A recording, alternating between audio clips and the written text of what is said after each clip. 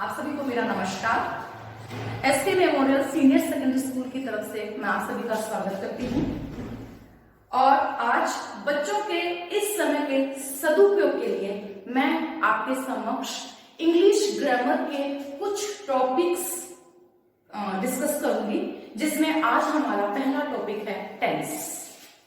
वैसे तो टेंस शब्द से हम सभी वाकिफ हैं,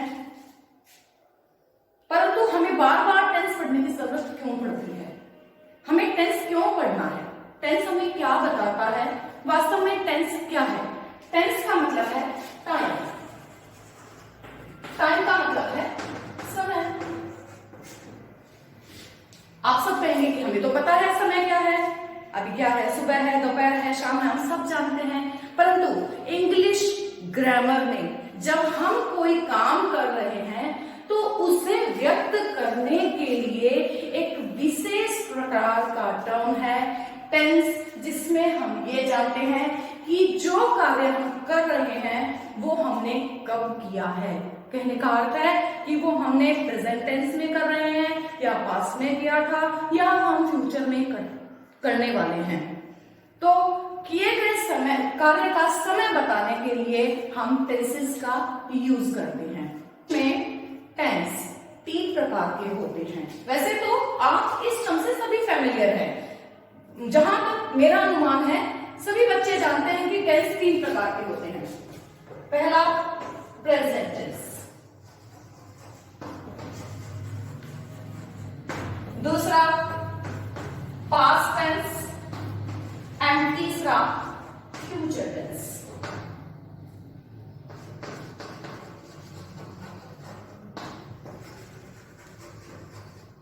परंतु बच्चों, टेंस को समझने के लिए हमें 3 ऐसी चीजें हैं जो टेंस को समझने से पहले हमें समझनी पड़ेगी, अन्यथा टेंस समझने में हमें कुछ कठिनाइयां आ सकती हैं। अब वो 3 चीजें कौन सी है जो इस टेंस से पहले हमें समझनी है? वो 3 चीजें हैं सेंटेंस, सेंटेंस अर्थात वाक्य। दूसरी चीज है वर्ब अर्थात क्रिया, और तीसरी चीज है हेल्पिंग वर्ब, हेल्पिंग वर्ब अर्थात सहायक क्रिया। हेल्पिंग वर्ब का अर्थ है सहायक क्रिया। सर्वप्रथम हम इन तीनों टर्म्स का अर्थ जानेंगे। सहायक क्रिया। So now before understanding the concept of tenses, we will understand the concept of a sentence. I think you are familiar with this term sentence. Indeed.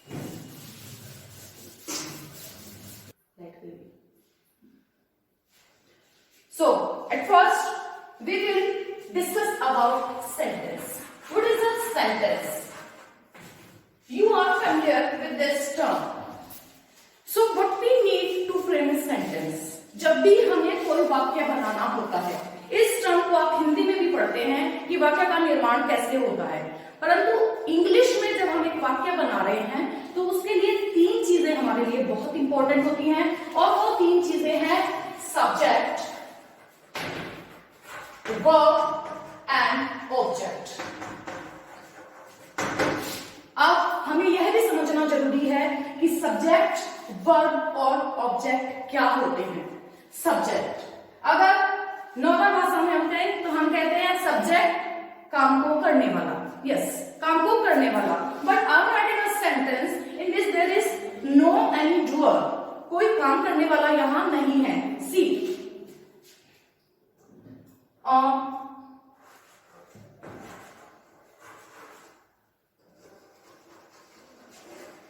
rings. A bell rings. I have written a sentence here.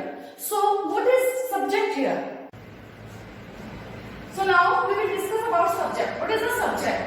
Subject ऐसा word जिसके बारे में वाक्य लिखा जा रहा है। Okay? The sentence is written about whom?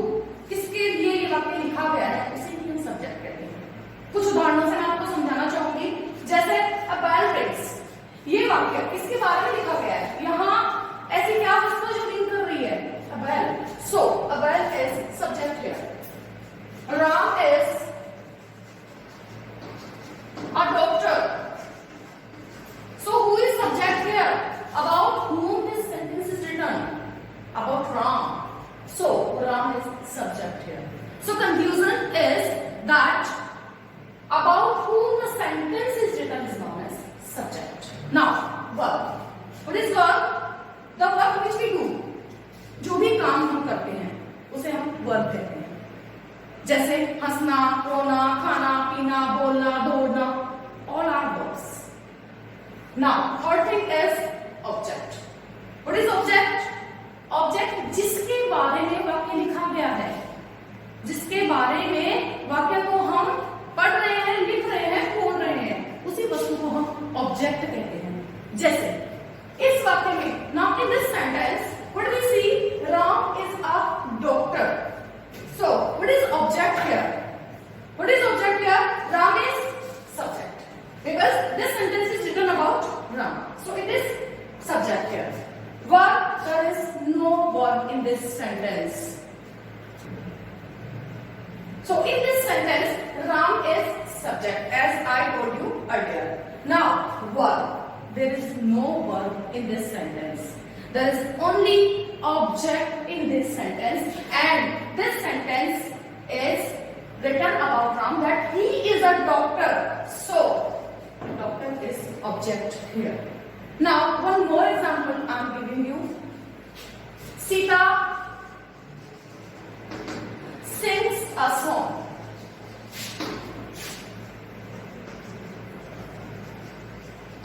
So in this sentence we will come to know that whom about the sentence is written about Sita. So Sita is subject and sings. Sings means कुछ काम हो रहा है. काम क्या हो रहा है? गाना गाया जा रहा है. Means sings is verb. Now किसको गाया जा रहा है?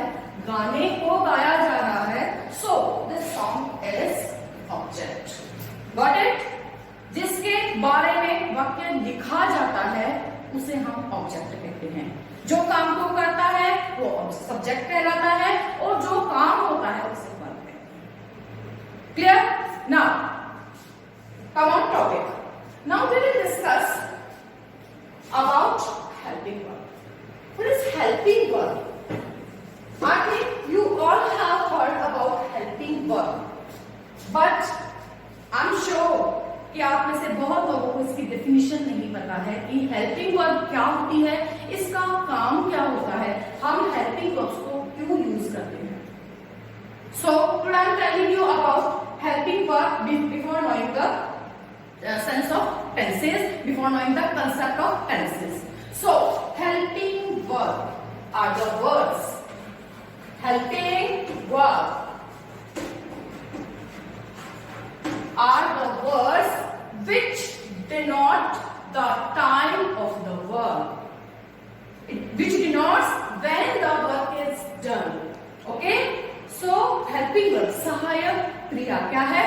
जो होने वाले क्रिया के समय को बताती है, काल को बताती है, उसे हम हेल्पिंग वर्ब या सहायक क्रिया कहते हैं. जैसे मैंने लिखा ईट. अब आप कहेंगे तो वर्ब है. यस, ईट वर्ब है, लेकिन ईट हमने खाना खाया. Eat, I have eaten food. I eat food. So what is the difference in these two sentences? In one sentence I have used have, and in one sentence I have only used this verb. So there is difference of helping verb. If we detect helping verb of this sentence, it will be true. So helping verb show us the time of the task. The task which we are doing, it denotes the time of the task. So here I have eaten food. यह sentence ये बताता है कि मैं खाना खा चुका हूँ. तो चुका हूँ ये बताने वाला कौन है? I eat food. मैं खाना खाता हूँ. Here the subject and the objects are same. Food is object, food is object. I is subject, I is subject. But what is the difference? Which word is denoting the time the verb and the helping verb. And see, without helping verb, we are unable to denote the type of tense. So, to understand the concept of tense, we need two important things, which are verb and helping verb. Now, start. Now I am starting our topic, present indefinite tense. Today we will discuss about present indefinite tense. So, present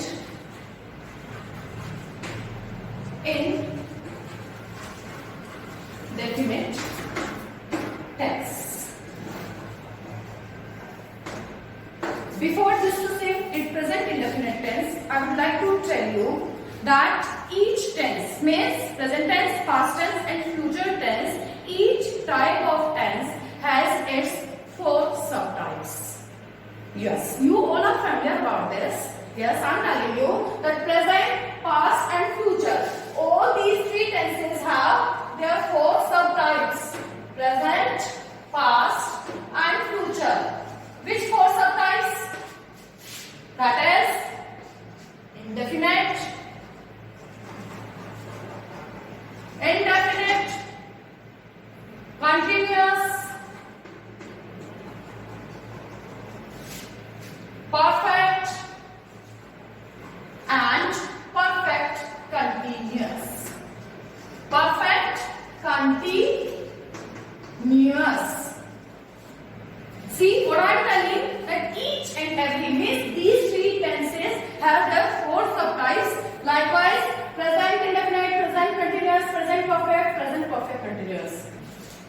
कहने का अर्थ है कि present tense, past tense and future tense, इन तीनों के 4 सब उप प्रकार होते हैं, जो है indefinite, continuous, perfect and perfect continuous. ये सभी के लिए है present indefinite, present continuous, present perfect continuous. Likewise past indefinite, past continuous, past perfect continuous, and like this future indefinite, future continuous, future perfect and future perfect continuous. Okay, now today we will discuss about the first and the very initial tense, that is present indefinite tense. So what is present indefinite tense and why there is need to study this tense? So in present indefinite tense, at first तो मैं आपको ये बताना चाहूंगी कि present indefinite tense को हम पहचाने कैसे.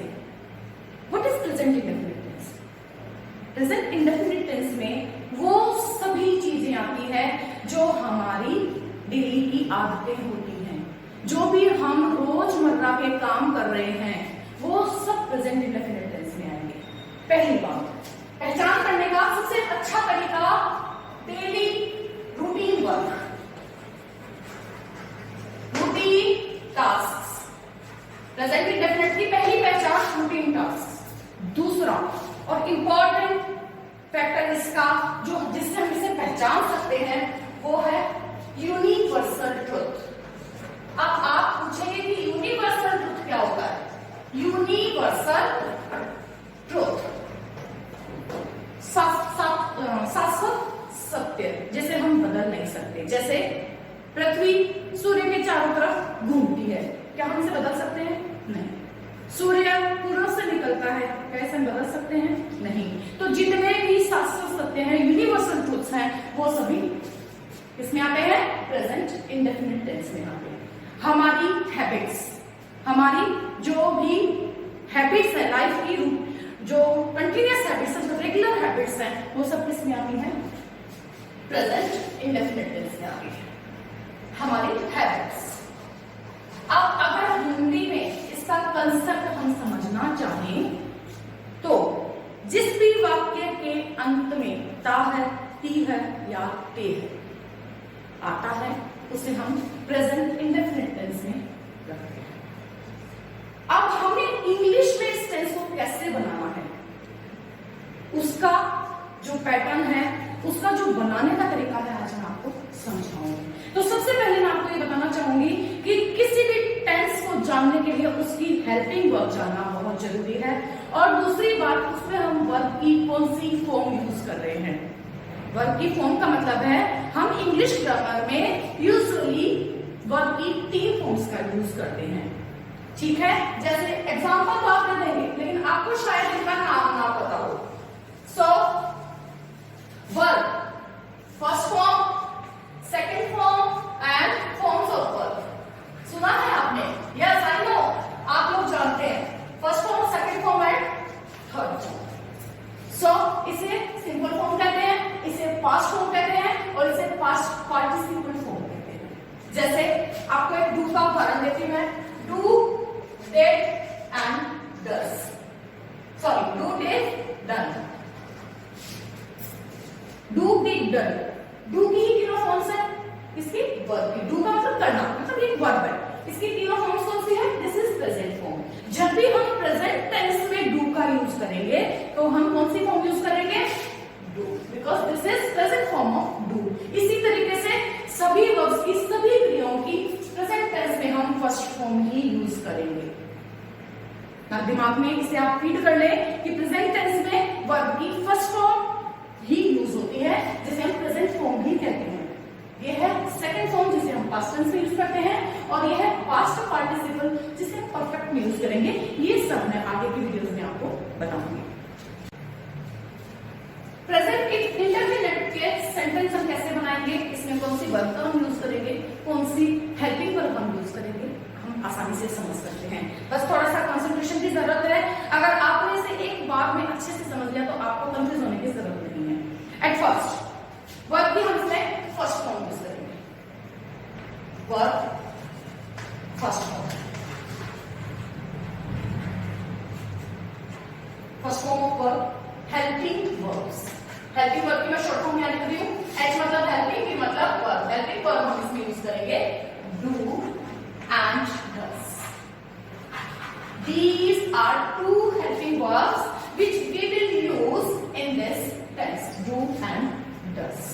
Okay, so there is a difference between the use of this do and does. अब हमें do कहाँ यूज करना है और does कहाँ यूज करना है, इस कंसेप्ट को समझने से पहले मैं आपको प्रोनाउंस के बारे में थोड़ा कुछ बताना चाहती हूँ। बिल्कुल ध्यान से सुनिएगा। प्रोनाउंस, इंग्लिश में एक टॉपिक है प्रोनाउंस। क्या होता है प्रोनाउन? हिंदी में जिसे हम सर्वनाम कहते हैं, इंग्लिश में वही को प्रोनाउन होता है। जैसे राम खाना खाता है। अब अगर राम को हम दोबारा यूज करना चाहें तो हम बार बार राम नहीं लिखेंगे। राम खाना खाता है, राम बोलता है, राम सोता है, नहीं। राम खाना खाता है, वह सोता है, उसका यह बसता है, उसकी बहन खेलने गई। तो राम के स्थान पे हमने कौन से शब्द काम में लिए? वह, उसका। तो ये जो शब्द है वह, उसका, ये सर्वनाम कहलाते हैं। और अगर इंग्लिश में हम सीखना चाहें तो Ram as a boy, he plays. So what is he? Is pronoun.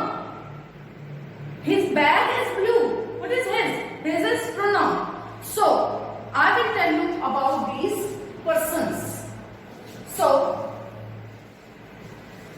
in English there are 3 persons.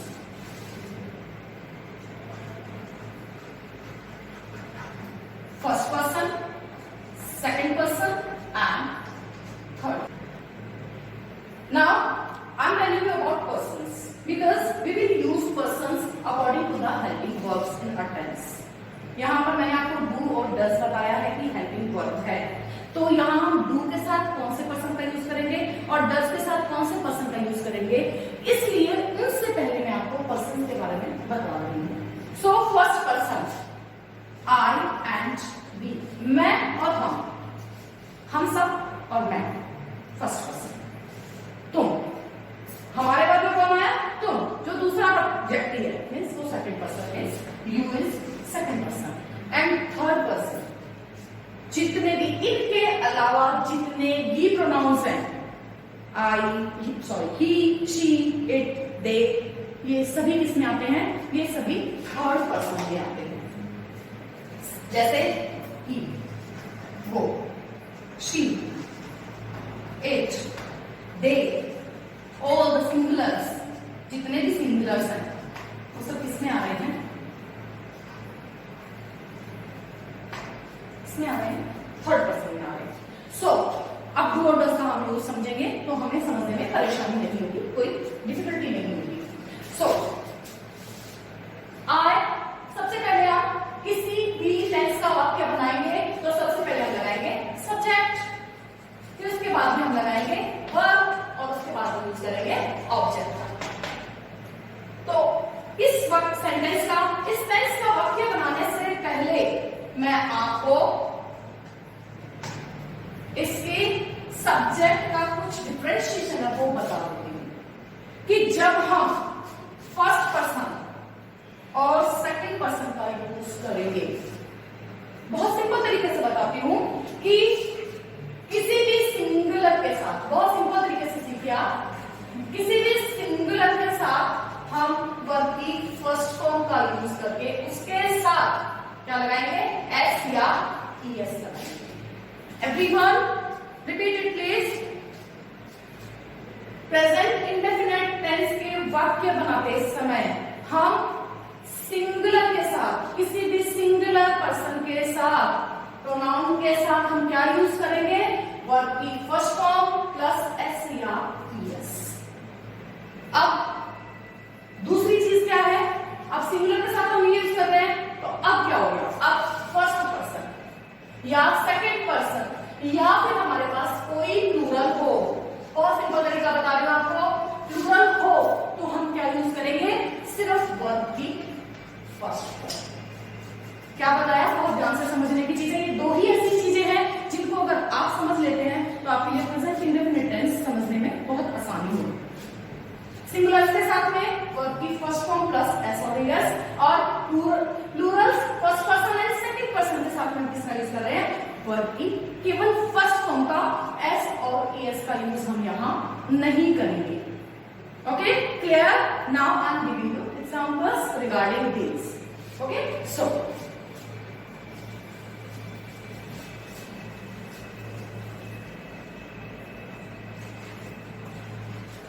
Raja eats food. Seema drinks milk. I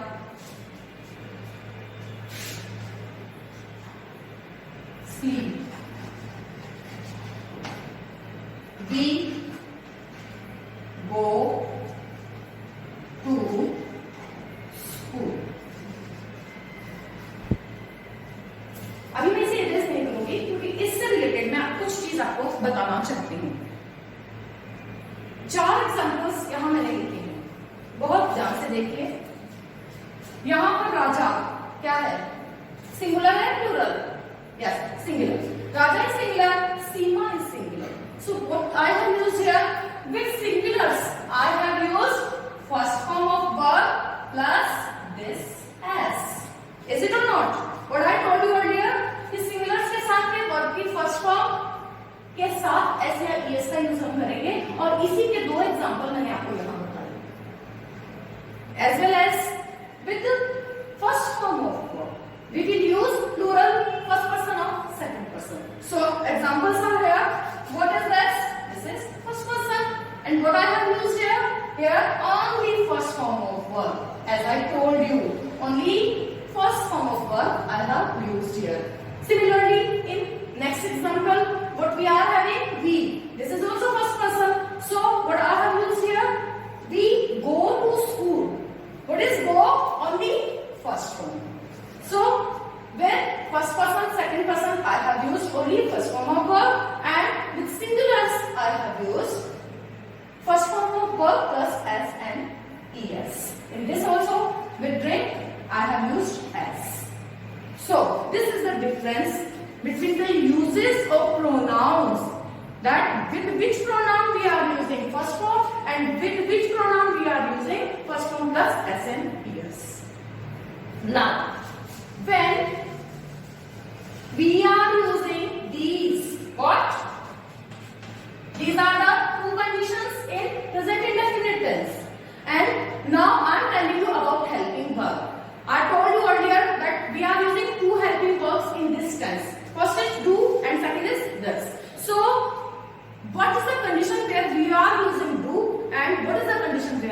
using does. So when we are in this condition, when we are applying this condition means जब हम singular के साथ में verb के first form SS का use करते हैं तो वहां हम किसका यूज करते हैं, does का यूज करते हैं। और जब हमारे पास फर्स्ट पर्सन सेकंड पर्सन या प्लूरल होता है और जहां पर वर्ब की फर्स्ट फॉर्म होती है, सिर्फ फर्स्ट फॉर्म होती है, वहां हम किसका यूज करते हैं, do का यूज करते हैं। Okay, so I am giving you some examples. पहले आप इसे क्लियर करेंगे और उसके बाद में मैं आपको कुछ एग्जांपल्स दूंगी और इन एग्जांपल्स से पहले मैं आपको एक और बात बताना चाहूंगी कि वाक्य इन टेंसेस में हम वाक्य कितने तरह के बनाएंगे, 4 तरीके के वाक्य हम बनाएंगे। वो कौन से वाक्य हैं, एक बार आप देख लीजिए।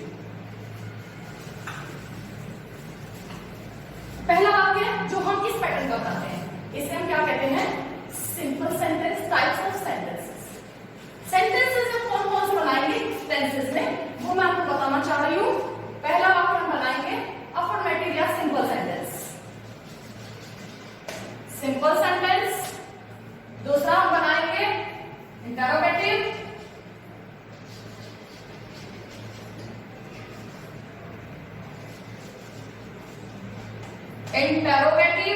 तीसरा हम बनाएंगे नेगेटिव वाक्य। पहले आप एक चीज समझिए, उसके बाद में मैं आपको चौथा वाक्य बताऊंगा। और चौथा हम बनाएंगे इन दोनों का मेल, जिसे हम कहेंगे इंटरोगेटिव नेगेटिव, जिसे हम कहेंगे इंटरोगेटिव नेगेटिव वाक्य, नेगेटिव सेंटेंस। तो हम सबसे पहले प्रेजेंट इंडेफिनिट टेंस का सिंपल सेंटेंस बनाते हैं। सिंपल सेंटेंस मैंने बनाया Sita writes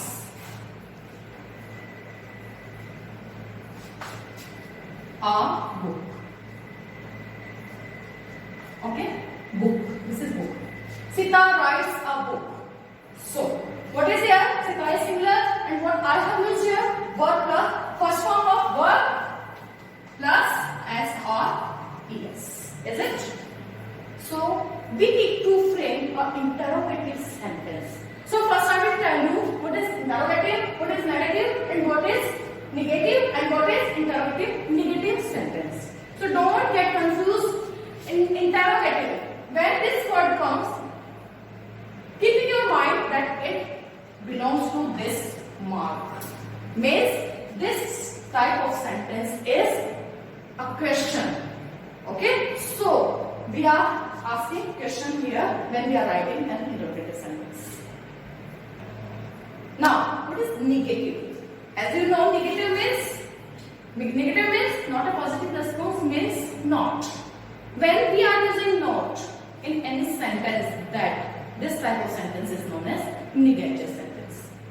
Okay? So, we are using not here. I am telling you these concepts for only understanding. Okay? And what is interrogative, negative? Combination of these two sentences. First, we will use the concept of interrogative, and then we will use the concept of negative. So, what we will use? Not and question mark both in these sentences. तो किसी भी tense का interrogative sentence बनाने के लिए हमें helping verb की जरूरत पड़ेगी, और जैसा कि मैंने आपको बताया है कि इसमें हेल्पिंग वर्ब कौन सी थी हमारे पास, do and does. So, according to the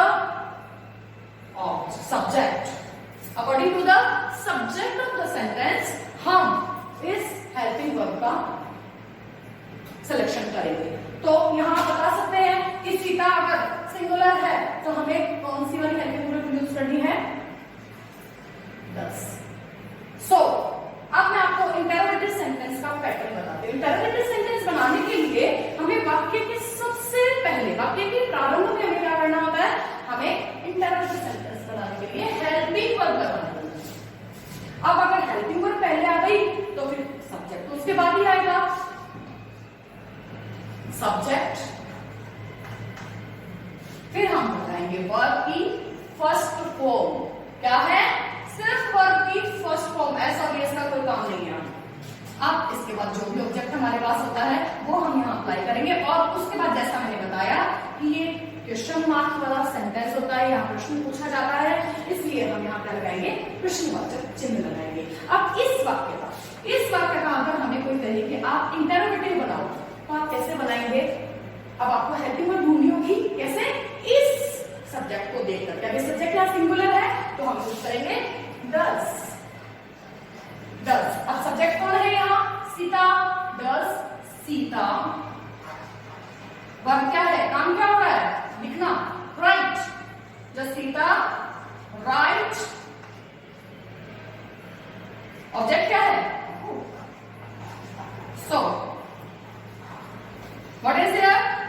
we have framed one interrogative sentence from a simple sentence. Sita writes a book, and its interrogative is, does Sita write a book? Okay, now what is the need? Now we need to frame a negative sentence. Negative means we are using not. So what is the pattern of a negative sentence? Negative sentence.